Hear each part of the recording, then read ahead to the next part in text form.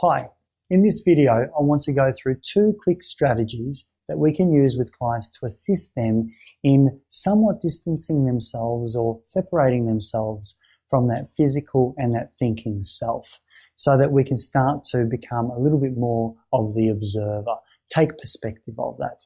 What we're trying to do is to enhance flexibility in perspective taking, and so these are 2 little strategies that I'd like to share with you. The first one looks at the physical self. So the physical self is something that we generally fuse to very, very easily. And what occurs is that I can physically see myself, and so I say, if I can see it, it must be me.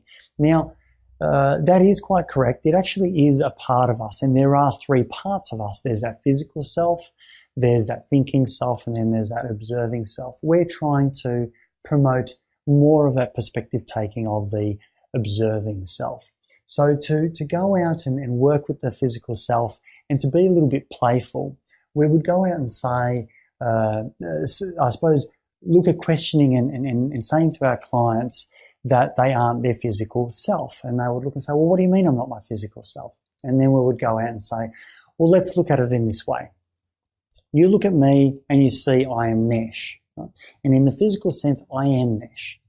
However, if I were to cut my nail, would I still be Nesh? I go, of course, you're Nesh whether you've got long nails or short nails. Okay, that's fine. How about if I were to cut my finger off? Am I still Nesh? And they say, well, yes, you are. Of course, you are still Nesh, because the physical self has been changed, but there is a part of me that remains the same. They don't go out and say that at this point. But then I would say, how about if I chopped my arm off? Am I still the same? And they say, of course you are. How about if I chop my legs off? Am I still the same? The answer is still yes. If I chop my other arm off as well, am I still me? And the answer is yes. Which then leads us to, well, how much do we need to cut off before we cease to be me? Now, we're not actually interested in answering that question. We're just here to invoke a sense of curiosity around there's other parts to being me. And the physical self is one. Yes, we accept that. That's fantastic. And in actual fact, it is important that we have that. So that's the physical self. And we would go out and question around and have a bit of a play. So that's the first strategy or the first conversation that we can go out and have. The second one is a little bit more difficult for clients to go out and understand, and that's the thinking self.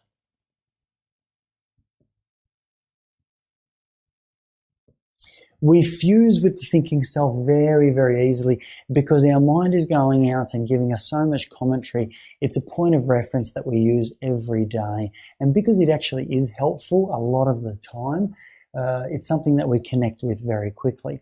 But the thinking self gives us a whole lot of stories about us. So it goes out and says that I am, and then it gives me a story, it gives me a noun. And so it creates this story about me, which can also be useful, but in the therapeutic context, we're usually working with it where it's being unhelpful. So I want to give you a little bit of an exercise that you can work with your clients to go out and get them to experience the thinking self and simultaneously begin to touch the observing self. So it goes like this. I'll invite you in this exercise to close your eyes. And with your eyes closed, I want you to just notice where thoughts arise for you. Where are they? Are they in front of you? Are they behind you? Above you? Inside or outside of you? And just notice, is it a stream of thoughts? Is it a word that you can see? Is it text?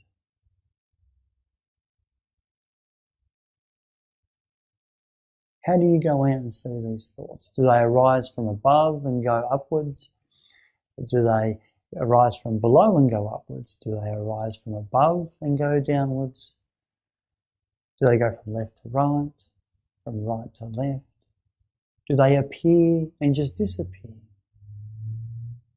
Just notice your thoughts.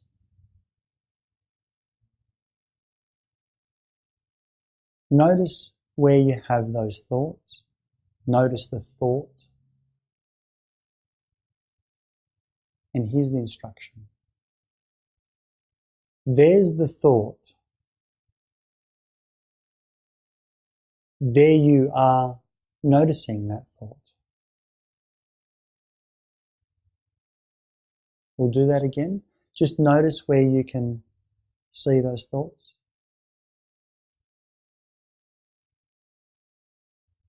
There's the thought. And there you are noticing that thought.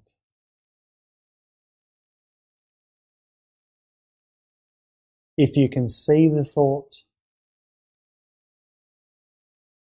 you cannot be the thought.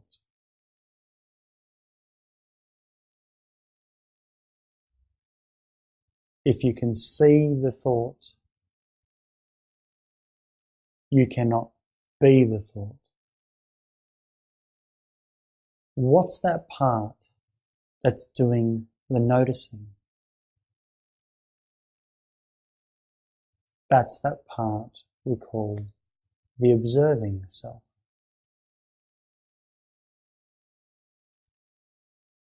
Thoughts change while the observer doesn't change. That part inside you that observes those thoughts is the same part of you that observed thoughts when you were a young child.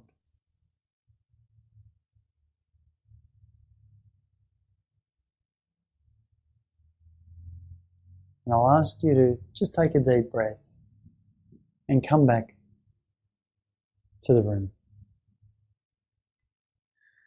What you'll notice in that exercise is that we introduced it with the thinking self. So I asked you to notice thoughts, to bring your awareness to any thoughts that were coming up. I asked you to spend a bit of time to identify those thoughts. And when you're able to identify those thoughts, we went through some instructions. And the instructions were, notice the thought, and then there's the thought, there you are noticing that thought. What's that part that notices? That's the observing self. So there's the thought, and there you are noticing that thought. What's that part that notices? That's the observing self. We extended that a little bit further. We said, if you can see the thought, you cannot be the thought. And so that allows us just to spread it a little bit further again. And we would encompass them all one after the other. So notice the thought. There's the thought. There you are noticing the thought. If you can notice the thought, you cannot be the thought. What's that part of you that notices? That's the observing self. Thoughts change while the observing self doesn't. So that's how it would look in one smooth rotation. It's very, very powerful. And so what we've done there is we've actually now introduced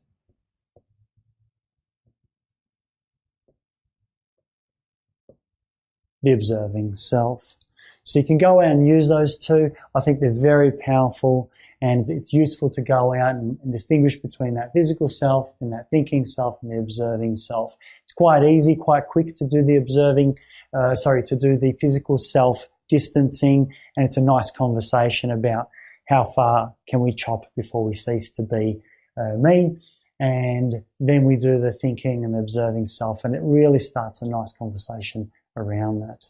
We could then layer that with other metaphors like the chessboard or the sky, and it starts to really give our clients an appreciation of what it's like to start to flexibly perspective take, because that's what self as context is all about.